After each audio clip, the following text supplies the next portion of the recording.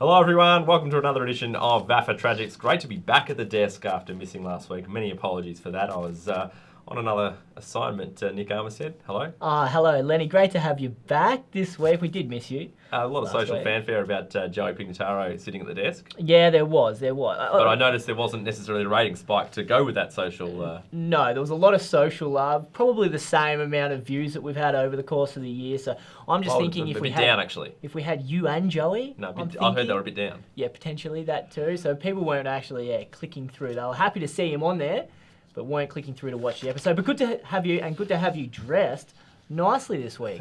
Thank you. Good spot. We're going to get straight into the nitty-gritty of what we're following in the VAFA at the moment, and that is tuck shop trials. The tuck shop trial finals. The response has been underwhelming so far. Yeah, slightly. But we've had some great comments. Molly McNamara leads the way. Just testing out the hot dogs at Ivanhoe, the best I've come across, and at $3 with cheese, which is a bonus. Left very happy and going back for seconds. Now, my understanding, Molly has a bit of a habit of consuming a hot dog pre-game, which is always admired, particularly when you're playing VAFA footy. Also impressed with the fare at Preston Blount's serving hot chips. I've got to say, any tuck shop that's serving hot chips is... You're a fan of that, aren't you? Definitely going up in the ratings. Dim Sims, hot chips, if they're on the menu, you're getting a big tick from And me. burgers. And burgers. Oh, well, that's just... It's gourmet. You don't need to leave all day. Yeah, 100%. You get a coffee and you're set for the day. Honourable mention to Bulleen, not so sure about this, Molly, being close to a decent burger joint so that she could order Uber Eats. Again, I'm not sure if that's a pre-game routine or a post-game routine. Just giving some all-round feedback. Peninsula's got burgers, Aquinas hot beef rolls or chicken schnitzel $5. Just great coverage from Molly. So you're an honourable tragic, Molly, but with that sort of level of reporting, I'm really impressed with that. I want video reports though. And I just want to go to Natisha Kelly. Collegians have gone, from the last year they had no dim sims, to having $1 dim sims, which is, I'd like to think we had something to do with that. Yes, definitely. They had no kid-friendly options to having juice boxes and small Freddies, as well as lolly bags, including, and I love this, gluten-free, vegan, and vegetarian options. See, that's the standard. That's the standard being set by Collegians. Good stuff. We want more. Let us know the clubs you've been to and what's on offer at their tuck shops. That sort of covers it from tuck shop trials. We still want to see more, so get your videos in, get it all happening.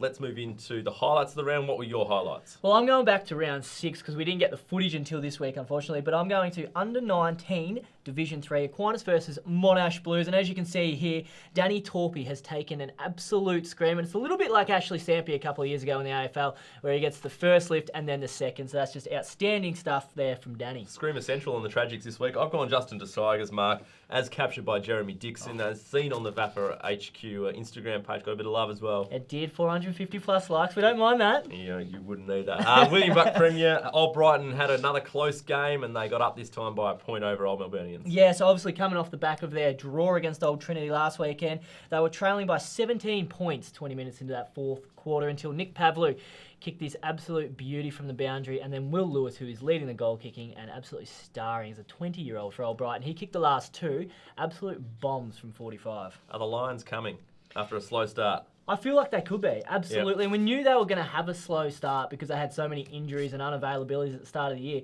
But they've just beaten Old Trinity by 14 daily. They've won 3 in a row, and their match against Old Zavs this weekend is going to be fantastic. Not so much the 14. I was, the result there. They were up by 40 at three-quarter time. Yep. Obviously, Old Trinity came back there. Took their foot off the Exactly right. I think really good, and good to see their big ball winners getting plenty of footy as well.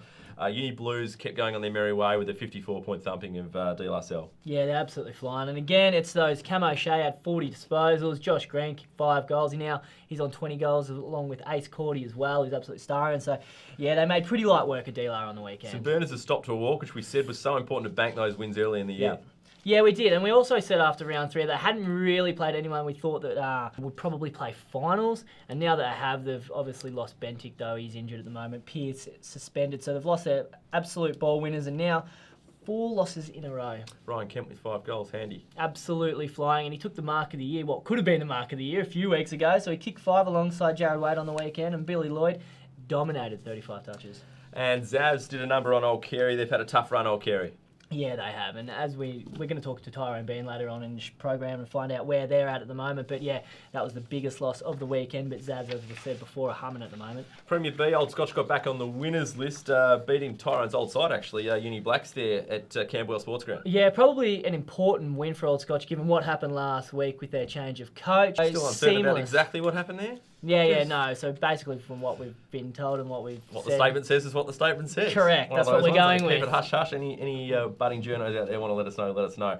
Monash Blues, massive win for them. Yeah. Now they've won 2 of their last 3 now. Yep. So they were 3 points separated, 2 sides at half time. They booted 8 goals to 5 in the second half, and so they started really slowly like they did last year. But it seems they're finding a little bit of consistency now. Fitzroy looked to have the game stitched up at 3/4 times, then Oggs went bang in the last quarter with 7-1. Grand final replay between the two sides, and Oggs, they're playing quite well this year. 7-1 in that final quarter, rounding out 27-point winners, and the Roys, they're just struggling with just the 1 win for the year. In Prem C, the closest match of the round was Old Mintonians and Marsland, just the 2 points separated the sides at the end. Yeah, Marsland led by 10 points at the 14-minute mark, then a couple of goals to Lockie Boyd, and one of the other boys, Josh Gorman, gave them the edge late in the 4th, and it was Mentone's 5th win for the year as they snapped a 2-game losing streak. We're going to take a break. We're going to come back, talk to Tyrone Bean from Old Carey right after this. Anytime is the right time to get fit at Anytime Fitness. Access over 400 gyms across the country 24/7 and discover why more Australians train at Anytime Fitness than any other gym. Go online and register now for your free 7-day pass and feel something better.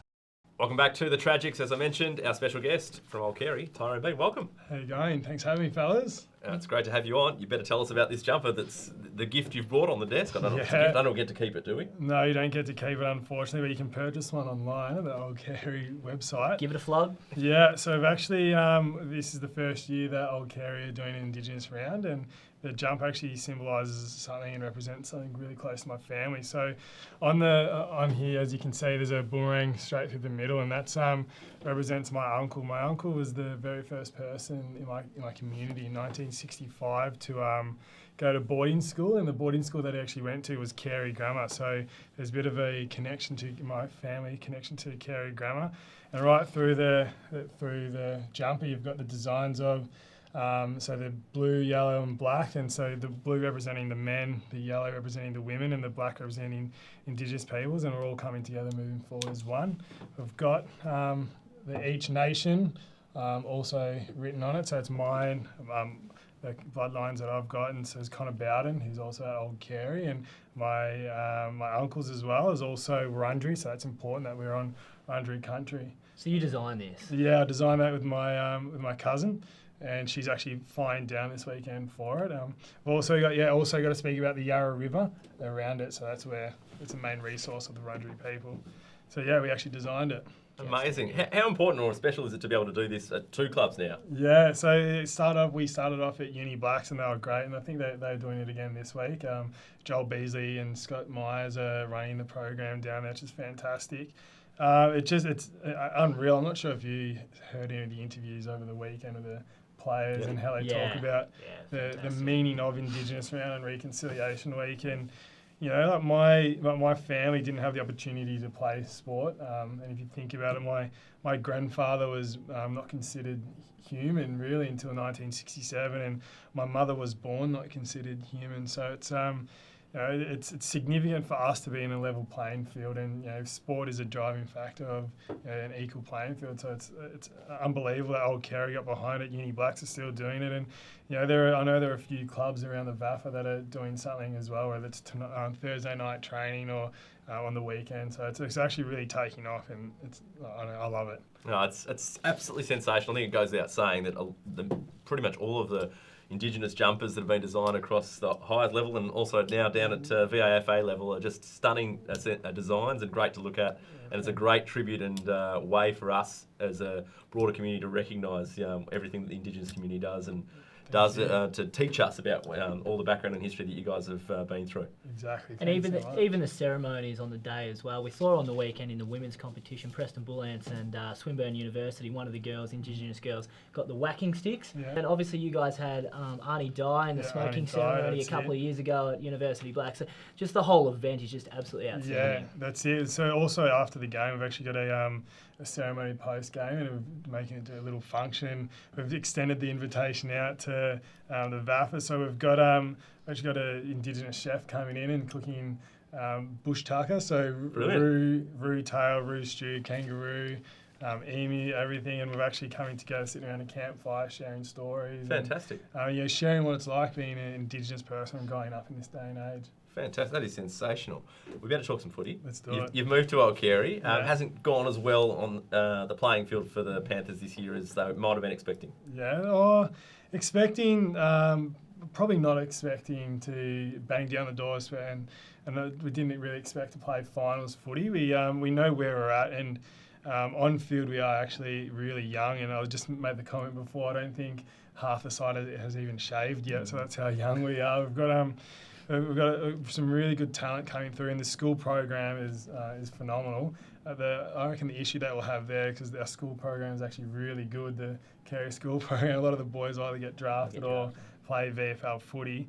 On field, in patches we are playing good footy. I feel like we are, and I'm not sure if you've seen it or if you've noticed that we've actually dominated parts of the game. We've just can't sustain it, and we can't go up against the teams like Old Zabs on the weekend, and the weekend before that Scobs, and now this week we've got Uni Blues.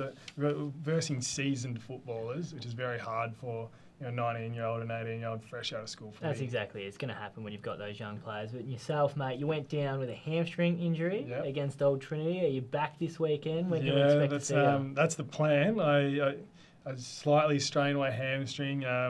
I actually got stuck into Dicko. He kicked the footy and he actually kicked it a little bit too far out in front. So he actually came up and apologised and gave me a bit of stick. But no, it's actually probably me in my old age. We're actually hoping to get up this week. Obviously, it means so much for me if I can play. But other than that, I just want to get out there with the fellas and help the fellas out. They're doing it tough and they need all the senior boys back. You've been to Everest Base Camp? No, haven't been there. We're off. We're actually heading towards there in November. Still requires a bit of fitness, I imagine, to get to Everest Base Camp? Yeah, we are. Actually, I'm going there I'm actually running a documentary out there with a few people that have done their ACLs a couple of times, like myself. So we've actually got Alex Johnson, Brooke Walker, Izzy Huntington, Sam Skinner, who's currently on a list, and Alex Woodward. We're all getting together and creating a documentary around mental health and looking at it through resilience. So that's what we're doing. Fantastic. And tell us about this New York Marathon and Indigenous Marathon project.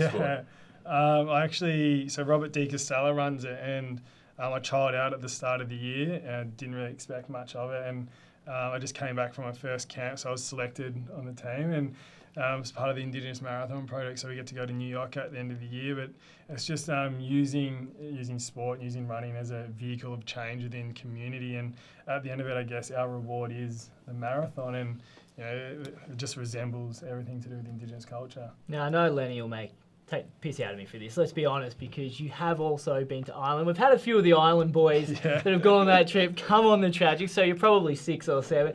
Can you give us a little bit of a rundown of your experience in Ireland prior to, obviously, the injury you sustained? Yeah, Ireland was incredible.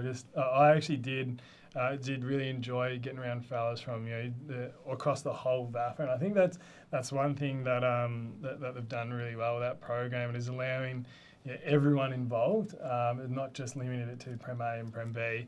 And it was just unreal, like seeing the fellas just coming together. What is it, the One Wood? We speak about One Wood all the time, and it was pounded into everyone, the One Wood. But it was just like I don't know, I had fun. I guess off field there's a lot of fun. Well, we got some footage of Tyrone now. We were lucky enough to go to Coolmore Stud. And we get to actually pat Galileo. Yeah, the bloody Galileo, I couldn't believe it. I'm actually allergic to horses as well. So I had to touch him, and as I gave him a pat, the rest of the day I was sniffling and my eyes welling up, my throat started. So it was because you're allergic, not because you're emotional. Yeah. Exactly right. I thought he was just emotional. Before you go, we're going to wrap up. Tuck shop food at Carey versus Blacks. Have you got a leader? Yeah, look, I'll tell you what, the Uni Blacks there, they're half game spreads, mate, unreal. No, we're more tuck shop focused more here. Tuck shop. I know the Blacks and Blues, they will say that their lunchtime or halftime spread is amazing. Yeah. I agree. We're very, very much focused on what's available for the average Joe Blow who's wandering around at quarter time to get something? Geez, I'll tell you what, I actually haven't been to either tuck shop. Yeah, that's probably a good We got thing. some good lollies down at Carey. That's probably a actually. good We thing. got some good lollies. Probably Yeah, a I've good either thing. been playing. That's it. Exactly right. Good luck with this. It's you very sensational. much. Congratulations. It's thank just you. great to see. Let's hope you see you out there on the weekend. That's it. Cheers, fellas. Thanks for coming in, Tyrone. I'm going to talk women's footy after this with Alicia Min at the desk.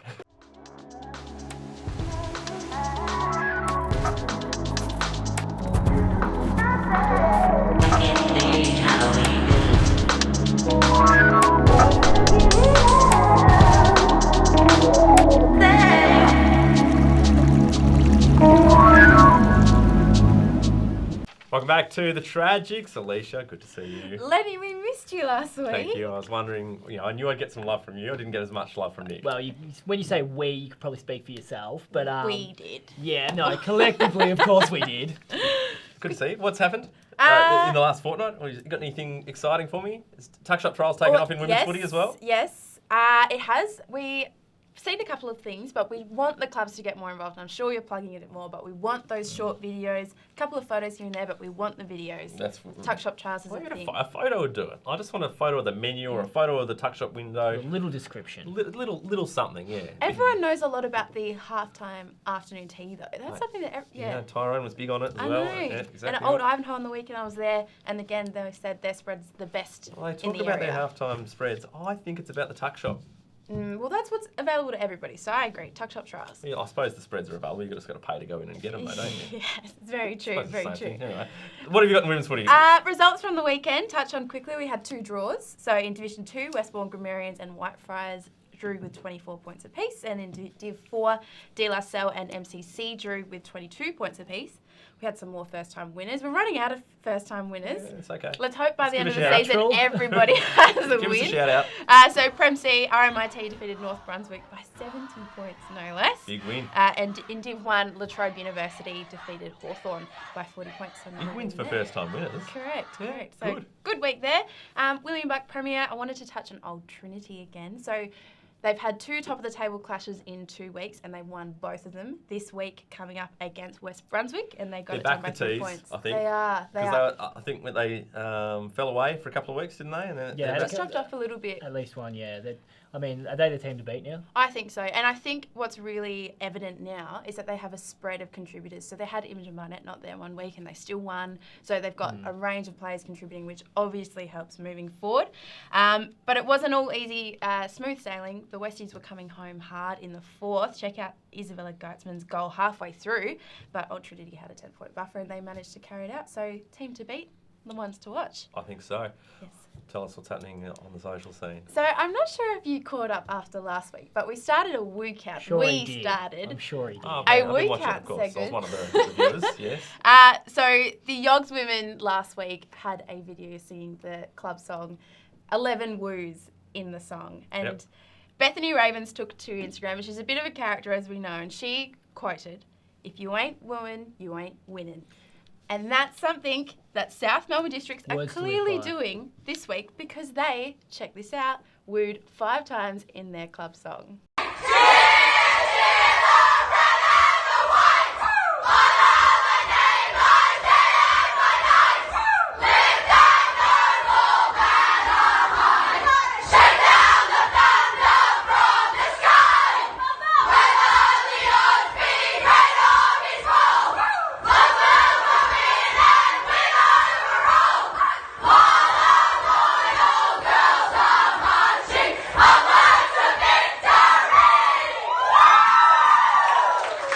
I think that's great stuff. I think some songs are more conducive to woos than others. I- And so some clubs have already got a handicap. They do, absolutely. But if you can't woo, how about a bit more jumping around? You could do something a little bit more, maybe. And to I think be the fair, addition- Yarra manufactured a few woos that you probably They didn't just chucked fit it in there, Yeah. just throw it in. Yeah, a bit of yeehaws or any sort of additional non-sanctioned lyric is going to get a run, I reckon. On the weekend, absolutely. And To cap it all off, fashion on the footy field is still going off every week. Great to see everybody getting around it. So we've got St. Bede's Mentone. They had a suit-up night on Saturday. So they've got morph suits, scuba suits, tracksuit. One girl is even a suit. She has a coat hanger on her head.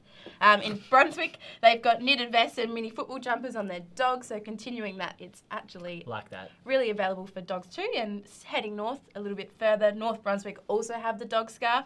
Monash Blues, they had their Under the Sea sports ball on Saturday night. They've got some seaweed flying around there. It's very creative. And speaking of Monash Blues, I know you just spoke to Tyrone, but with the Sir Doug Nicholls round on the weekend, Monash Blues also took part of it. Their reserves captain, Jess Bennett, actually addressed the group prior to the game because her great uncle was actually the Sir Doug Nicholls. So fantastic. Great connection there. But I'm tying it into this segment very handily because, as they pointed out in this post, she was also wearing the old socks and slides combo while she was doing it. So that's fashion on the fields. Well done, Monash. We love it. We love the rap. We love the rap of the fashions. We love the rap of the tuck shops, and we want more woos. Absolutely. It's a fair summation. 100%. We also love seeing the first time winners and the great highlights from the women's footy. Absolutely. Love it all. Love It's it all. all great. Catch you next week. Thanks, Lenny. Back to wrap up the show after this.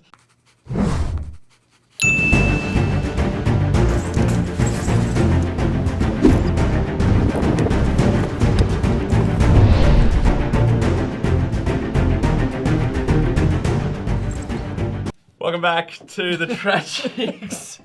Very funny in the break there. We're just discussing some things off air. Well, I'll remain off air. Rightio, best use of social media to wrap up the show. Now, Lenny, I'm going to start with the Stevie J goal for Manly Wolves up in New South Wales. Now, we saw this go viral on the weekend. He kicked this absolute brilliant goal, and the boys all got around him from the boundary. They all lost their lids. So, Westbourne grammarians have done their best version of this in the reserves. It is Mark Chudowski. Now, we're going to throw to this footage. Now, just listen for the commentary and then watch for the senior boys celebrating their boy. Training every night.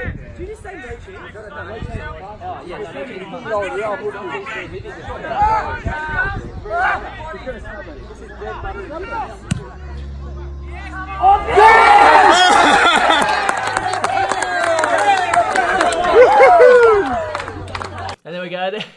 There's the Westbourne boys doing their best impersonation. It's good to see them get around the Chad. No, I enjoyed that. DLSL Girls doing some great things through their social, including just putting a bit of music track behind some of their girls doing some goal kicking practice at training during the week. So more of this, please. I was going to say light on week for social. Yeah, it was. Light on week. I think not those two, but No, the clubs. overall. I think overall probably a bit cold this week. Maybe not thinking. Brain's not working as well. Get back on the social front foot. Right, quick questions to finish off. Who'd feel most disappointed about their start to the season so far, Nick? I'm going to go throw a few clubs at you. Parade, Fitzroy or Old Carey? I'm going to say Fitzroy purely based on the fact that they came up to Premier B with the premiership. They've only won the one game against St. Bede's, which was a fantastic win, but to not have another one yet, they'd be pretty disappointed in that, I would have thought.